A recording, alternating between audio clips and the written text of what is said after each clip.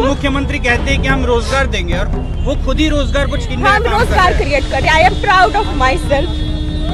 हम 6 लोगों को रोजगार दे रहे हैं। ऐसे करेंगे तो हम क्या करेंगे। पिछले दिनों पटना से ग्रेजुएट चाय स्टॉल वाली लड़की काफी वायरल हुई थी कि कैसे एक लड़की तमाम स्टेरियोटाइप तोड़कर खुद से जॉब और अपॉर्चुनिटी क्रिएट कर रही है, मगर वहीं इसे हुकूमत और सरकार की नाकामी और बेरोजगारी झलकती थी और बदनामी भी थी। शायद इसीलिए नगर निगम ने उसके रोड साइड टी स्टॉल पर बिल्डोजर चला दिया। मीडिया से बात करते हुए प्रियंका गुप्ता फूट फूट कर रोने लगी।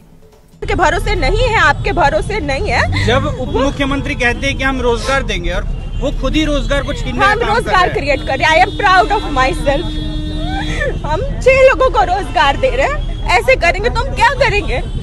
उनका दावा है कि हम रोजगार देने में देंगे, 10 लाख रोजगार जनरेट करेंगे। अगर वो ऐसे ही छीनते रहेंगे, आप रोजगार कम से कम पीएम मुद्रा लोन को तो फ्लेक्सिबल बनाइए। मुझे लोन नहीं मिला बैंक से। क्या आपको नहीं लगता कि जिस तरीके से आपका नाम देश में भी हो रहा था, विदेश में कोई फर्क नहीं पड़ता, जो कंपटीटर है वो इनके पीछे हो सकते हैं। बस एक फेम चल रहा है। मेरा बिजनेस का ग्रोथ नहीं हो रहा है। तो पटना नगर निगम ने आपको नोटिस भी नहीं दिया? नोटिस नहीं दिया था। इससे पहले भी आपका दुकान यहाँ हटाया गया था, लेकिन मेरे दुकान पे नगर निगम के डिप्टी कमिश्नर सर बहुत बार आ चुके हैं। उन्होंने मुझे एश्योर किया था कि बेटा तुम्हारा कार्ड यहाँ से कोई नहीं हटाएगा। एश्योर नहीं करना चाहिए था ना उनको। तो इस अगला कदम से बात नहीं की? मैंने कॉल किया, शायद सर बिजी है तो वो रिसीव नहीं कर पाए।